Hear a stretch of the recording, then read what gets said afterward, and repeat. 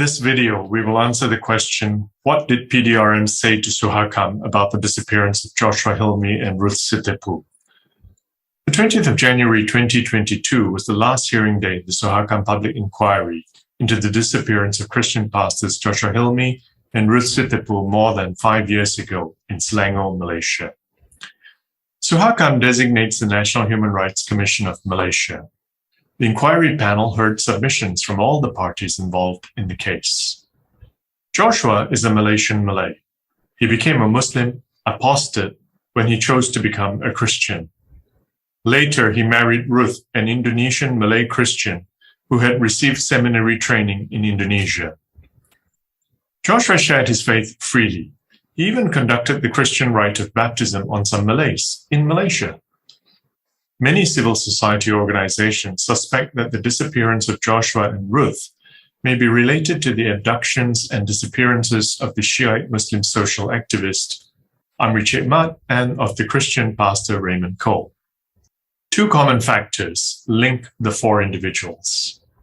They did works of social service as an expression of their faith, and they're members of minority religious groups.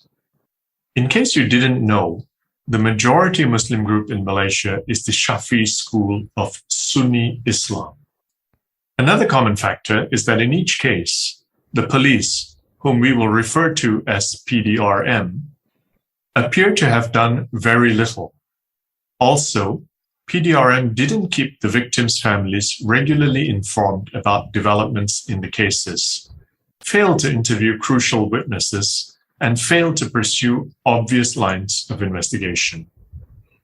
Worse, in the case of Raymond Cole, PDRM officers gave conflicting testimony during the inquiry conducted by Suharkam.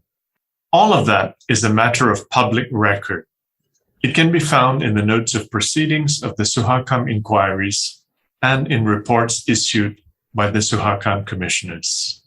One of the things established in those inquiries is the principle that in cases of alleged enforced disappearance, the onus of proof is laid upon the state. The state, in this case PDRM, must prove that it is not complicit in the disappearance. The burden is placed on PDRM because, unlike ordinary citizens, PDRM has the power necessary to obtain information.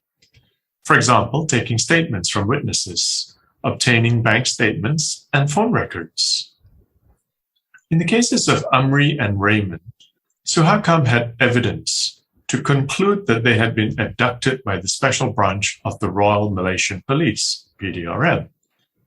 There was also sufficient evidence of acquiescence, which means acceptance of something without protest. It's like Alex murdered Brent. Brent is a serial rapist. Rape is a terrible crime. Therefore, let's not investigate or prosecute Alex. In the case of Joshua and Ruth, there's a possible connection with the special branch. It involves a very senior police officer, DCP Awaluddin Jadid, head of the Social Extremism Division of the special branch. Awaluddin made a speech in which he urged majority Muslims to take the law into their own hands to limit the activities of Shiites, Christian workers, and Malay pastors. There's strong evidence of acquiescence.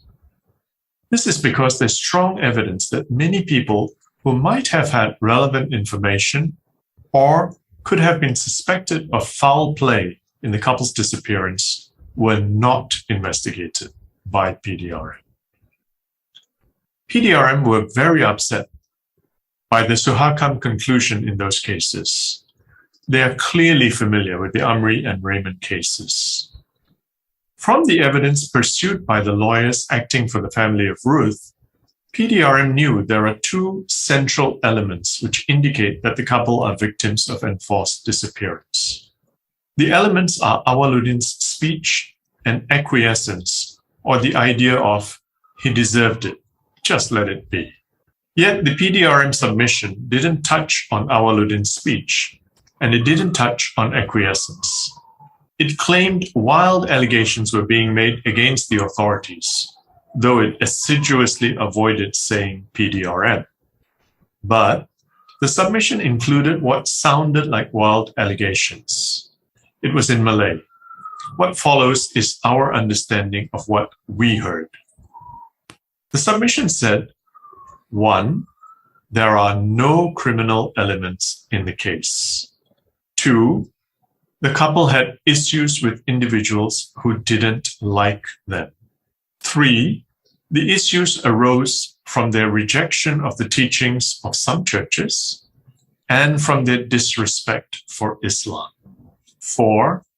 The couple fled Malaysia so that Joshua could avoid being investigated by PDRM in the matter of an allegation made against him in reports lodged in Chembong, Negeri Sembilan by a Malay Muslim rights group.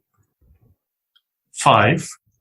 The couple may have used illegal means to flee, means which have a high risk of resulting in death. 6.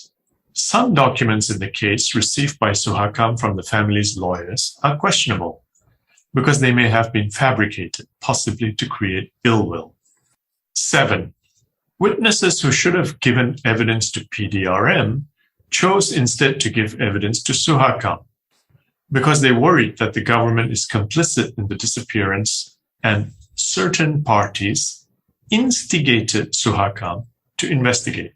The PDRM submission failed to mention that the police investigation officer in the Chembong case testified at the inquiry that she had questioned Joshua in the Rembau police station, and that later, on instruction of the Attorney General's chambers, the case was classified as no further action, and Joshua's name was removed from the wanted list in 2014, at least 2 years before Joshua disappeared.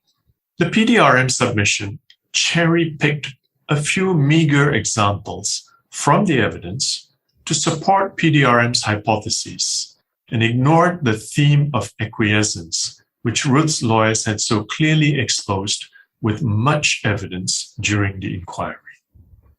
The PDRM submission also said the burden of proof should lie on the complainant, as enshrined in the Evidence Act of 1950, which reads, in Section 101, Clause 1, whoever desires any court to give judgment as to any legal right or liability, dependent on the existence of facts which he asserts, must prove that those facts exist. And it also says when a person is bound to prove the existence of any fact, it is said that the burden of proof lies on that person. Clearly, PDRM rejects what was said by the Suhakam panel which investigated the Amri and Raymond cases. Effectively, that panel said that the state must prove that it did not commit the crime and that it did not demonstrate acquiescence. PDRM blatantly and unapologetically rejects a standard based on international conventions and precedents. PDRM rejects the standard by which we call to account, for example, the government of Israel when it abuses Palestinians. The PDRM submission didn't highlight any evidence which could controvert the plentiful evidence that PDRM didn't investigate those who bore grudges or made threats against the couple. It actually sounded like PDRM would defend a decision not to investigate or prosecute Alex, the hypothetical murderer of Brent, the serial rapist.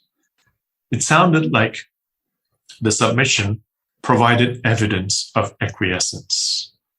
The PDRM submission didn't highlight evidence which could counter evidence submitted by the family's lawyers that PDRM didn't interview critical witnesses and didn't obtain material evidence in a timely manner. The PDRM submission instead insisted, without offering a shred of evidence, that PDRM are still investigating the case 5 years on. This, despite the fact that the submission insinuated the couple fled the country using illegal means and probably died while doing so. What do you think? Did PDRM's submission help restore trust in PDRM? Do we need an independent police commission to investigate complaints against the police? What do you think?